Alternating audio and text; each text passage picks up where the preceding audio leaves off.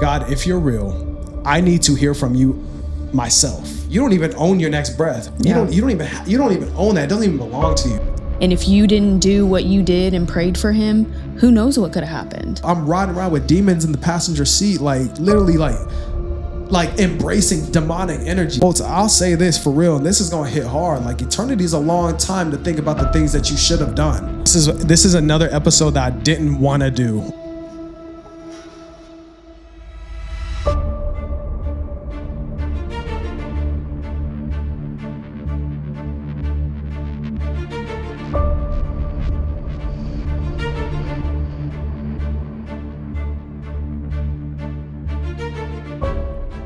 Welcome back to another episode of M&J Conversations.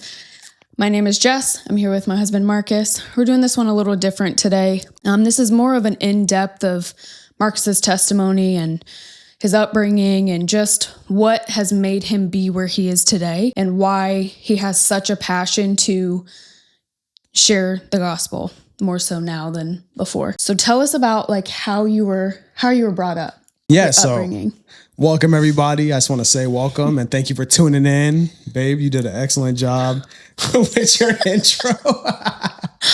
Yeah, so a little bit about how I was up, a little bit about my upbringing. So I'm one of three. Well, actually, one of six for real, but I got two real sisters. I got an older sister. I got a younger sister. We're all about 2 years apart, so we're very close in age. Was brought up, raised by my mom. My dad was in the picture, he's still in the picture, but I wasn't really raised by him. I was raised by my mom. She did pretty much everything by herself, with the help of God, obviously. But childhood was kind of traumatic, to say the least. I know a lot of people can relate to that. Grew up in the church, was at the church every single day pretty much because my mom worked at the church. It's actually how we met. Yeah. We met and I was about 5. You was about what? 8. Yes, I'm older than him. Yeah. So we say that all the time. We always, like I said before, we've always told people, I've known my wife for 26 years and, I'm in my early 30s. She's in her mid 30s. She's in her mid 30s. So yeah, we met a long time ago. We've kind of had a similar background with our upbringing as far as being in the church all the time. But yeah, I grew up in the church, volunteered at the church, used to play drums at the church. I served in the church almost in every single department. So I'm just very, very, very aware of the things that go on behind the scenes and what a church needs to run efficiently and how churches are done, whether they're done correctly or wrong. So I've seen both sides of things where things have been done incorrectly and it's been affecting other people in the congregation. I would say a lot of the time when I was growing up, I didn't really want to be there. I was forced. One thing my mom used to say, I'm like, I don't want to go to church today. She would say, do you think Jesus went down the cross? I'm like, well, I guess I'm going to church. Jeez, I don't do it. If that don't do it, I don't know.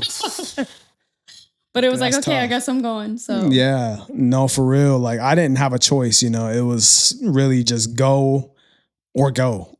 Yeah, it wasn't. Mm-hmm. You didn't have a choice. And if you had a sleepover, your friends are going too. Yep. So everybody's going. And you're not having a sleepover at anybody else's house. They staying at our house so we can bring them to go to the church. Yep. That's how it was. So, that's really how I was raised. As I got older, I'd say probably middle school age, I started hanging out and trying to find out who I was, as most people would. They're going through puberty and hormone changes and just all the things, right? Mm-hmm. You're trying to figure out your crowd. You're trying to figure out who you like, who you want to be. You're just lost. Yeah. So I would say I wasn't really getting into anything crazy, but I was just trying to figure out my crowd and my type of people. And so, our dog is over here just So if you hear grunting, it's him. His life is rough. Yeah. He's over there sitting there chilling. Anyways. So I was just trying to find my type of people, find my group of people. So, I played sports, got into some fights or whatever, got suspended from school a couple times, but nothing crazy, never got expelled, never was really into drugs. So I'm thankful for that. I thank God for that every single day that I never got into drugs or really alcohol, to be honest. Yeah. actually still was involved in the church, made some of my closest friends to this day in the church, but I really didn't care about a relationship with God. So I believed in God. I just never really cared. I feel like it was, for us, it was forced upon us, but in a good way. It wasn't, you have to do this, you must do this. It was our parents. That's what they knew to do. They knew like we needed to be in the church. We needed to go to church and learn and have a relationship with God, but they didn't know how else to do it. But at our age, we were like, I have to go. We were forced to do it. So it's hard because that's what they thought was best at that time. But looking back, we didn't want to do that to our kids, but now we're like, no, we're doing it. We're going to know what, this is exactly why they did it. So we see the value in it. We do. Yeah. We definitely see the value. I don't think we saw it when we were younger. We're like, well, no. And I also think that we're doing it differently with our kids. I mean, granted, neither one of us work at the church. I mean, your mom volunteered at the church, or she worked at the church. My mom worked at the church. So we honestly had no choice. Yeah. Neither one of us work at the church. So it's more of just volunteering and like really just being involved in the ministry rather than, we have to be there because this is my mom's workplace. Yeah. It's just a different, it's just a different thing. Yeah. What would you say was one of the hardest things growing up in the church? Like what made it difficult? One of the hardest things for me specifically was not experiencing what other people experience. So, I mean, we're there and you would see people for example, lifting their hands during worship and stuff. Like I understood what that meant, but I never felt anything. So I was always going off of a feeling like, I don't feel anything. Oh, so what are these people doing? Like I almost kind of felt like it was cap. Right. Yeah. Or what am I doing wrong that I don't feel that way too? Yeah. Like I always kind of felt like it was cap or just seeing, one person be this way at church and then they be going outside of church and doing something completely opposite of what they was just doing in the church. It's just like that lukewarm Christianity or that trying to impress people at the church. Or you see trying to put them at the club. Yeah. Yeah. Next morning they're coming to church. Like, bro, didn't I just see you at church on Sunday, bro? Like now we at the strip club, bro. Yeah, I wasn't at no strip club though, just so y'all know. I wasn't just an example. Yeah. but wasn't you just at the church, like on the worship team and then now you out there cheating on your wife? Like, and it's hard because we're not perfect. We have to start somewhere. But that I think is where the church gets the hypocrite from. Like that's where it starts. Is you try, it's like one day you're all about Jesus and then the next it just switches. And right. You're no longer doing what you were doing that Sunday. Right. So for me, like seeing that, I felt like a lot of it was cap. Like I just thought that it wasn't real. So I'm like, well, if I'm seeing all this and it happened more frequently than not, so it's hard to find like the true believers who are actually living it out. Yeah. Compared to the majority. That's actually a hard one to say. It's not majority, but a lot more. Like, I guess it would be the people that I was around weren't really living the way that they should have. Like they would try and sneak things and be very sneaky. And then they go back to church and be like, oh, like I'm good. Like, hallelujah, praise the Lord. And it's like, yeah, but that's like not what you were doing. Yeah. It's just not authentic. Yeah. It's not real. Yeah. Like it's just a show. And that was to me like, yeah, I'm good. Yeah. I'm good. If that's how it is, then what's the difference between me doing what I want to do and the difference is I just don't have to be a fake person. I'm gonna just do what I want to do regardless. So for me, like growing up as a teenager, like growing up into like an adult, that teenager to adult gap, I just always felt like I'm gonna just, I always told, let me back up. I've always said like, God, if you're real, God, and I knew he was real, but I never felt anything, right? Going back to the feeling. God, if you're real, I need to hear from you myself because I know my mom is a believer. I know my mom's living right. My mom's not out here doing anything crazy. I know my older sister's not out here doing anything crazy. So God, if you're real, I need to hear your voice, period. Like, otherwise I'm just not going to do nothing. Like, I'm gonna just keep doing what I got to do. So if you're real, God, I need to hear your voice. Which brings me to recent. Well, not so recent, but I want to start your testimony. When you heard what you heard that morning, walk us through that whole shebang. Yeah, so this one's a tough one because I've never really told this story except for the people who are really close to me. So This is another episode that I didn't want to do. I never wanted to do this one, and I felt that God was telling me you have to do it, because if you don't do it, you're not being obedient to what I'm telling you to do. So yeah, just this is a tough one, because I might get a little emotional on this one. Going back, so I have to go, in order to tell my story, I have to go back to being, brought up in like my childhood. So my older sister plays a huge part in this story. So does my younger sister, but my older sister specifically, because she got saved many years ago. I don't even know what age she was, but she got saved many years ago. She decided to go to a Christian college. Me and her were really close.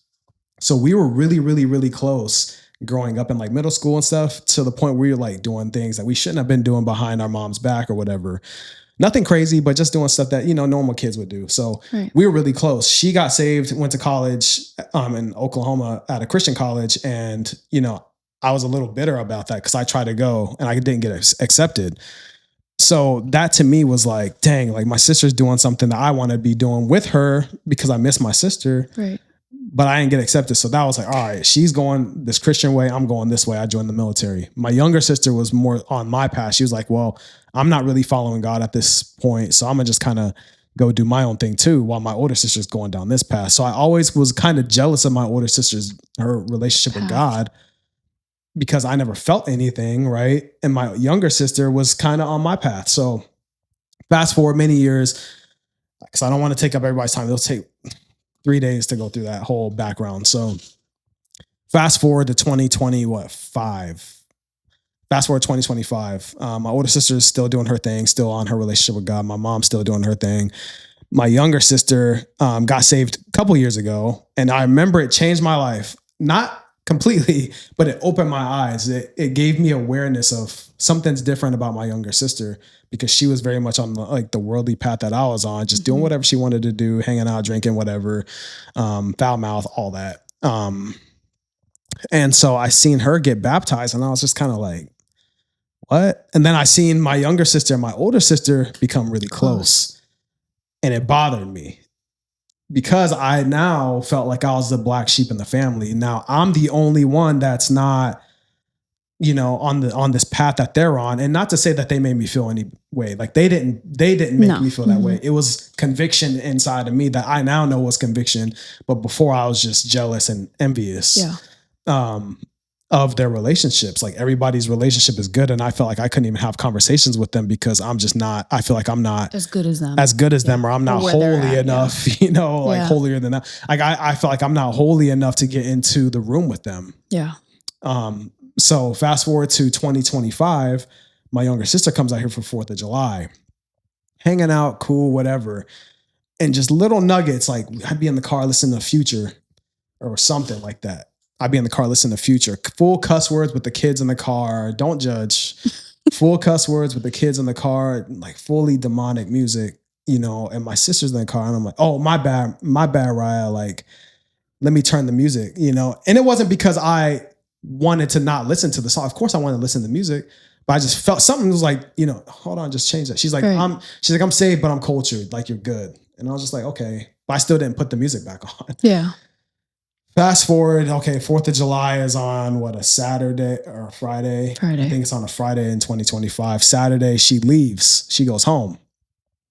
It was a little emotional, whatever. All right, Ryan, I see you later.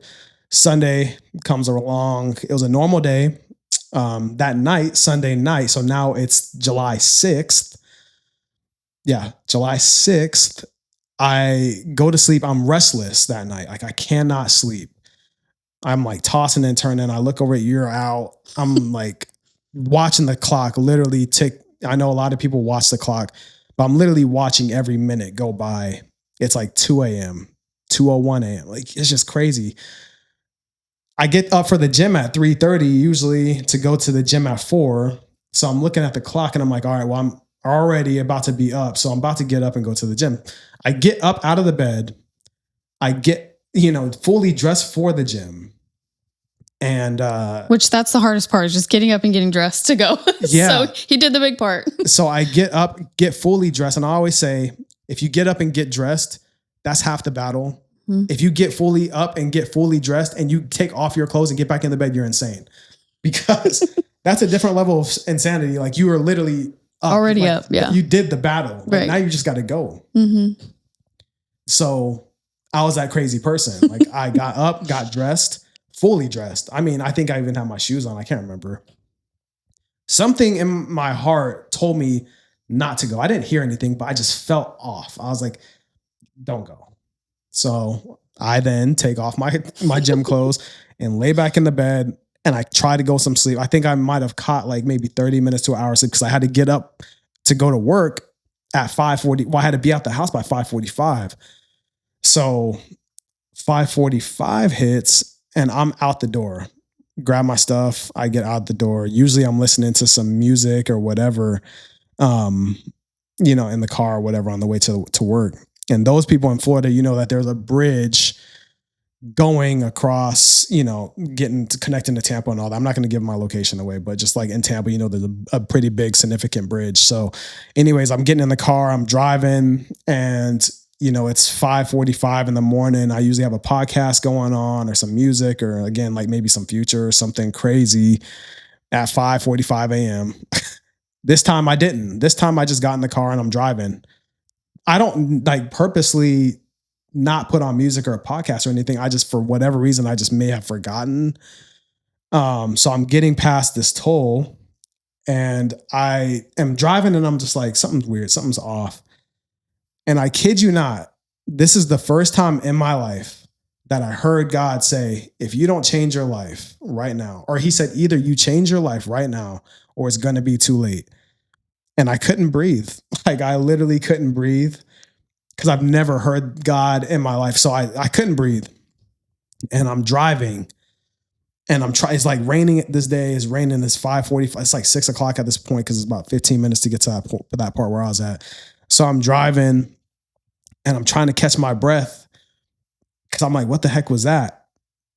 But I'm like trying to like steer and like I'm trying to process everything at the same time. And I literally hear this.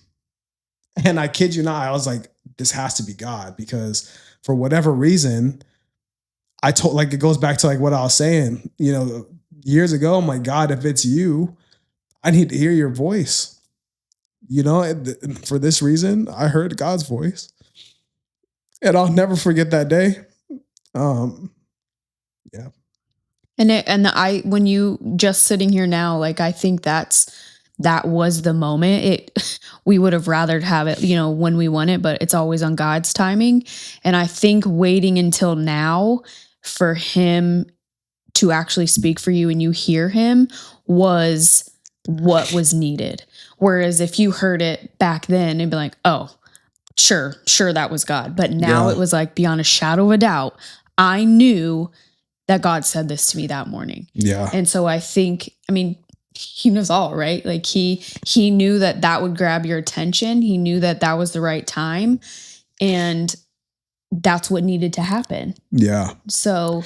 Well, and it's no other way but God, because the transformation that I had from one day to that day, like literally the day before, I'm over here sitting rapping Future, talking about I'm riding around with demons in the passenger seat, like literally like embracing demonic energy, like literally embracing it, saying it word for word, saying, yeah, I got demons with me, bro. Like, can't nobody touch me. I'm like sitting here talking demonic, like literally full on devilish, like, you know what I mean? And, it just goes back. Like, I'm not on drugs. I have never been on drugs, ever. Never been on drugs. Like, God is my witness. I've never been on drugs. And I'll take that to the grave. The most I've ever done was like smoke weed or whatever. And I haven't even smoked weed in a long time. Like, it's been forever, right? So it's like, I'm not an alcoholic, none of this stuff. So it can't be like psychologically insane. Like that's literally God. Like only God can like do that. And to change my life from one way to another in a matter of seconds, to where like I go to the gym the next day and I hear the same song I was just rapping 2 days ago, and I feel like I'm gonna throw up. Like, yo, what is that? Like, get that. I feel like demons is like crawling all over my skin when I heard that song at the gym. Yeah. And I'm like, I don't want no part of that. Mm-mm. Meanwhile, like I said, 2 days ago, I'm just rapping like it's cool. Yeah. So it's like, I don't know. Like it's an immediate transformation. And honestly, that's biblical, right? Like the scripture, like God was always talking about, like renewing your mind. It's always about the ear gates, like the eyes and the ear gates. You got to watch what goes in your eyes, and you got to watch the things that are going in your ears. And the things that you say, because those are the gateways to the heart. And if you don't watch what's going into your heart, then you don't have anything. Like you're opening up doors that you have no idea. Like there's a spiritual warfare going on. There's a spiritual battle going on that you can't even see. Jesus says, focus on the things that are, he said, don't focus on the things that are unseen. Fix your eyes on Jesus. Fix your eyes on don't worry about the things that are seen. Fix your eyes on the things that are unseen. There's a spiritual battle going on, and we don't even know what's going on behind our eyes, our natural eyes. We can't even see it. There's a reason why there's witches. There's a reason why there's tarot cards. There's a reason why there's, Satanists and Luciferians or whatever you want to call them, because they know that there's something going on behind the spiritual wall. They're just entering the spiritual realm illegally. Yeah. You know what I mean? Right. And one of the quotes, I'll say this for real, and this is going to hit hard. Like, eternity is a long time to think about the things that you should have done. I'm going to say that again. Eternity is a long time to think about the things that you should have done or that you could have done and didn't do. Or that you didn't do, because there ain't no do-overs. Mm-mm. You know what I mean? Like, and I don't even want to, I don't want to be the one that be like, hey, God, like you gave me this warning and you didn't take heed to that.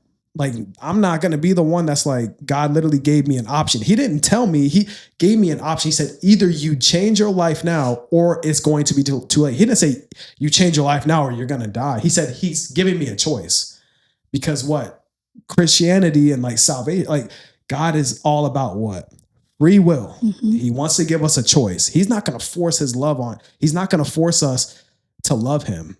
He's going to give you a choice. Either you love me or you don't. But if you don't, there's consequences. If you do, there's consequences.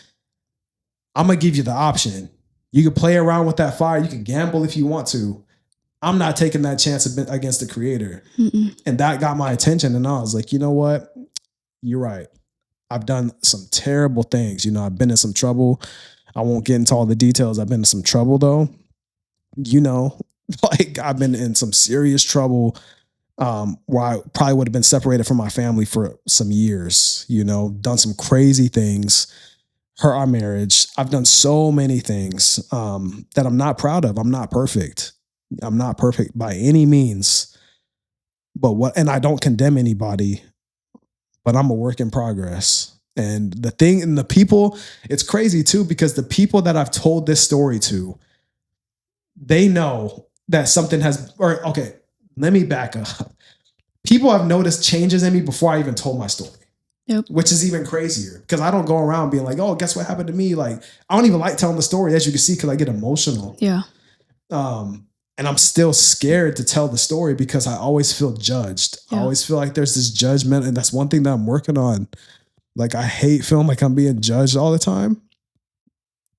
But God's trying to work through me through those things. And but I'll say, like, people have been reaching out to me, asking me like, yo, what's going on? Like, you're acting a little different, but like, it's in a good way. And every single time I tell people, they're like, dude, that's incredible. Like, you got to start telling your story. And I'll spend like 4 or 5 hours on a phone call with everybody. Maybe I'll put some text messages here on the screen so you can see them. I've had, they notice a huge change, and it's not encouraging. And it's not just talking to you. It's not just, the things you say or what you don't say. It's just it's the light. Like, the light that just shines around you is so comforting. And people are like, that's different. Not saying you were a terrible person before it was all dark, but they see the change. They see that something has just switched, and you're so much joyful. Like you have so much joy now, and you're just happy.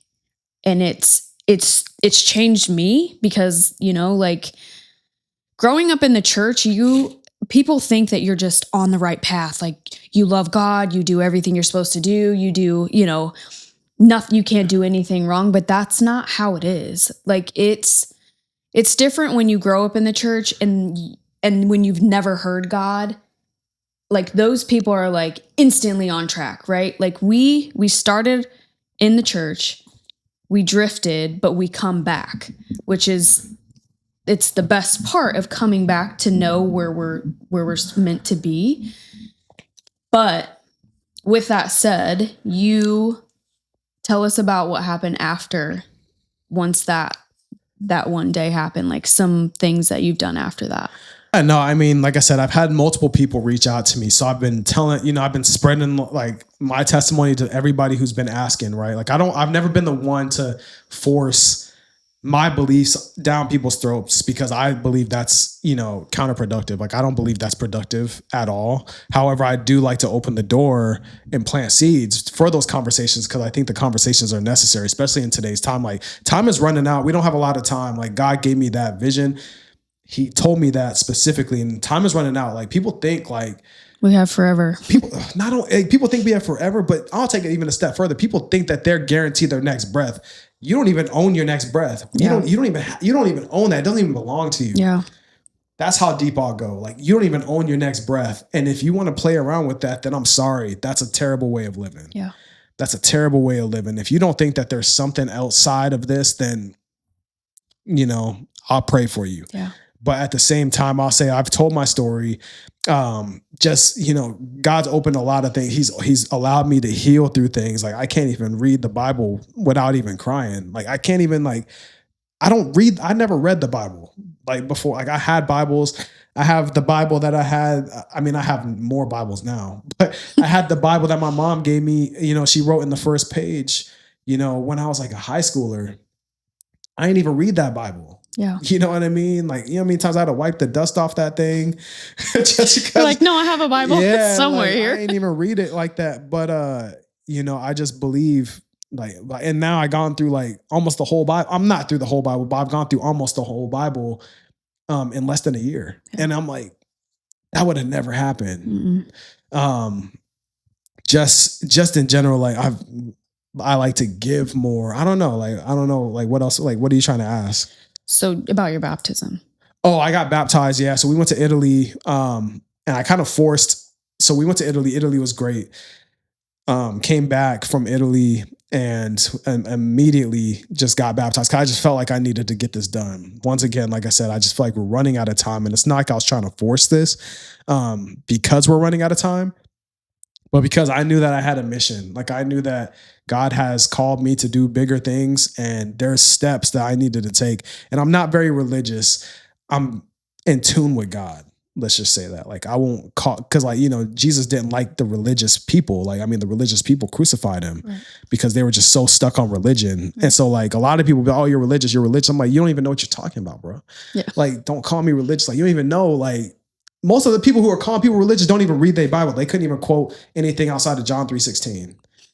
So if we want to talk about it, we could talk about it. Yeah. Like let's talk apples if people want to talk apples. Yeah. So I'm telling all y'all that want to like say stuff, like I just want to challenge you to like actually know what you're talking about before you start speaking on people because you don't even know there's something greater out there and his name is Jesus. So anyways, I'll say this. I do want to talk about this.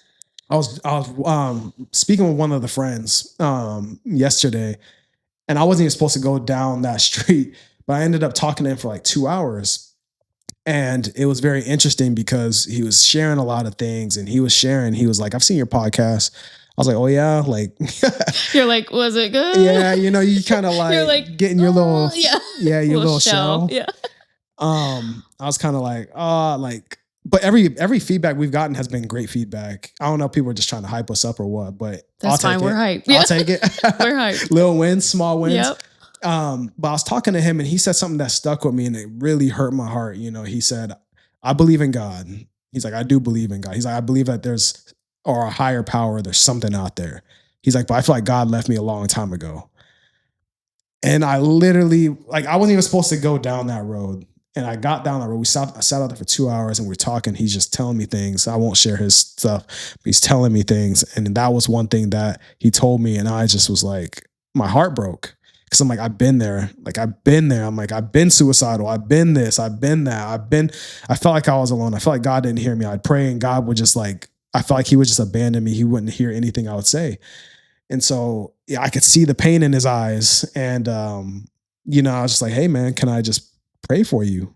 I didn't want to pray for him. Like, because I don't like feeling judged, and I just don't like feeling like I'm shoving things down people's throats. But I was like, hey man, like, would you care? I was actually, at first I said, I'll keep you in my prayers. And then God was like knocking on, he's like, no. Pray for him right now. Like right now. I was like, all right, God, like, how do I do this? Whatever. Hey man, can I pray for you? Yeah, man. Like, he kind of looked at me. He's like, yeah, I don't care. Like, that's cool. And I could tell he was getting emotional. And then I prayed for him, let him go. Hey man, I love you, man. Hey bro, I love you too. He gave me a big old hug, and I know that meant something to him. Yeah. Like, that's the seeds that I'm trying to plant. It's not that I'm trying to be like, I'm just holier than thou, because I'm a sinner too. I'm a sinner. Like, when God uses us, right? Like some people need that physical touch, that physical feeling, being one-on-one, whereas you heard it and knew. But some other people don't feel or are ready for that. They need steps to, become closer. And that is what some people need, is that moment. And if you didn't do what you did and prayed for him, who knows what could have happened. Well, what's even interesting about that story is a lot of the things he was telling me about, he was talking about suffering. And we had just had a message about suffering that same day at church. And about 2 hours later, I'm talking to this guy and he's telling me about suffering.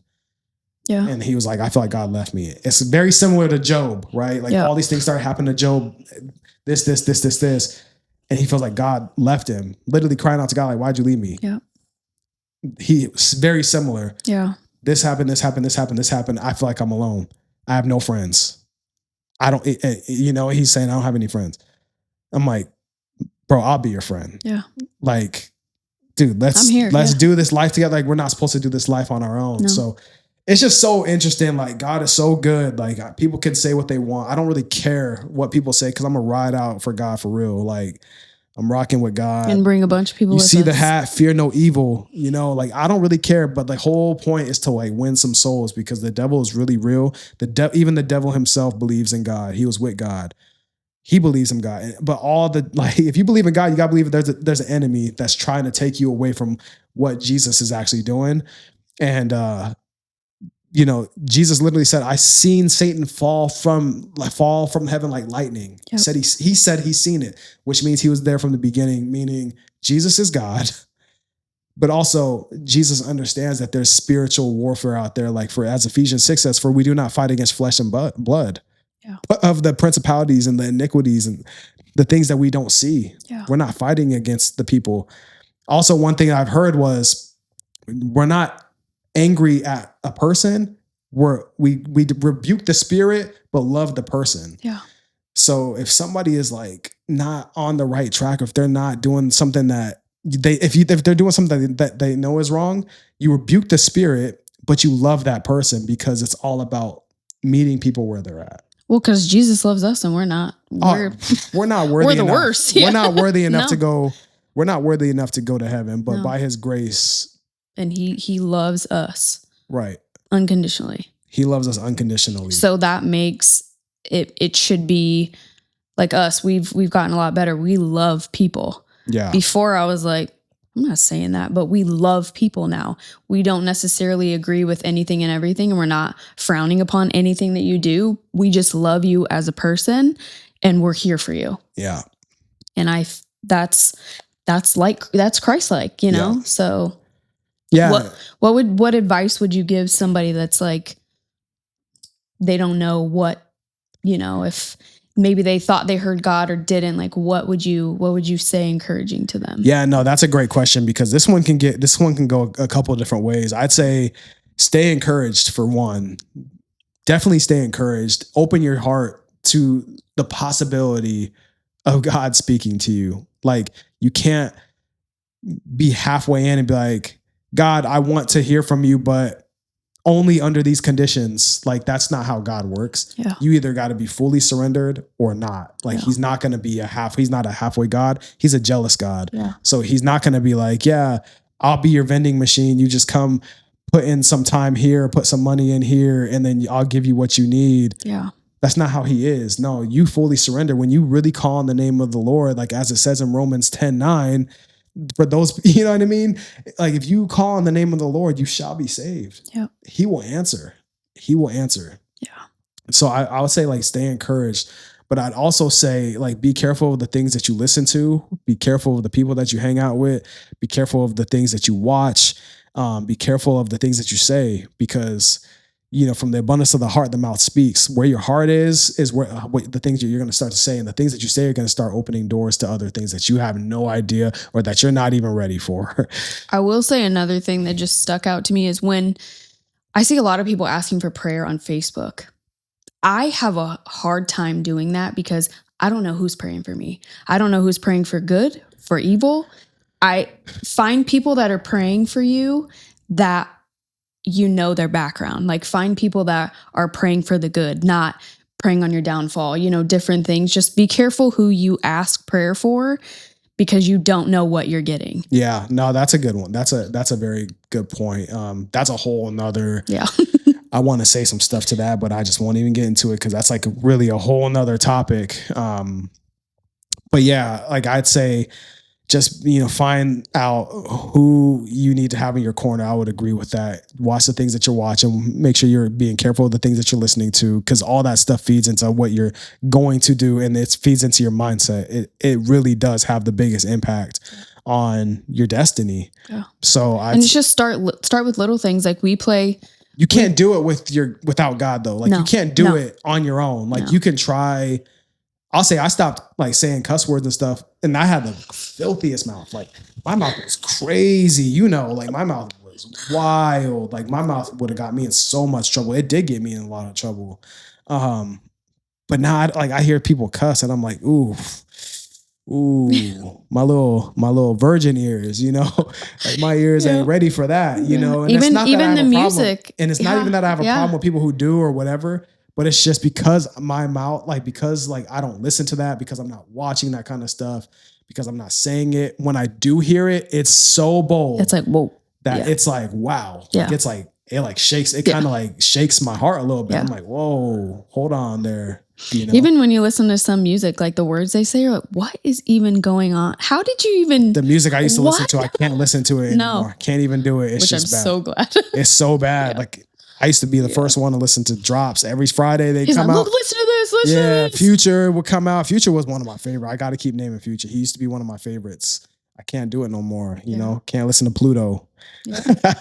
I just can't do it. Can't do it no more. But yeah, I'll just say stay encouraged and just have an open heart. If you have any questions, feel free to reach out to me. I'm all ears. I don't have all the answers. I don't know. Like I said last episode, I don't know everything. I'm learning, and that's okay. We're all in this together. But I'd say just stay encouraged. That's the biggest thing. And just know that I love you. We love you. We love you. Jesus loves you. And that's probably like the ultimate encouraging thing, is that knowing that you have people that love you, and you have the Creator that loves you more than we would ever love you. So. And we're here. Like I always say, we're here. It's encouraging to see the people that respond to this, and they're, we're helping people. That's all we want to do. Yeah. We just want to share and encourage other people. Yeah. As much as we can. I will say, for those who didn't like and subscribe, you knew it was coming. What are you doing? Yeah, go ahead and like and subscribe. You gonna tell me that the comments is good, or that the episode is good, but you ain't gonna subscribe. Like, nah, but we hit 30 subscribers. I'm proud of that. 30 subscribers, little wins. So go ahead and share this video. Stay encouraged. If it resonated with you, please let me know. I would love to know that, because not only is it encouraging to you, but it's encouraging to me, because now I know, hey, I didn't want to do this. He didn't want to do it. I really didn't want to do it. Him hearing it being an encouragement would be great. I really didn't want to do this video. I'm telling you that. And no clickbait. Maybe that's going to be the title. I didn't want to do this video, but I had to. Yeah. Jesus said. Yeah. Simon said, real. Jesus said. Literally, I didn't want to do it, but I had to. So if it was encouraging to you, if it did resonate with you, if it got some questions stirring up in your spirit, please let me know. You ain't gotta comment it in public, but just let me know privately. Yeah. But still like the video and still hit that subscribe button and share it. Gotta share it. If you don't share it, then what's the point, right? Because no one else heard it but you. But anyways, we love you guys like always. Until next time, y'all. We love y'all. We out.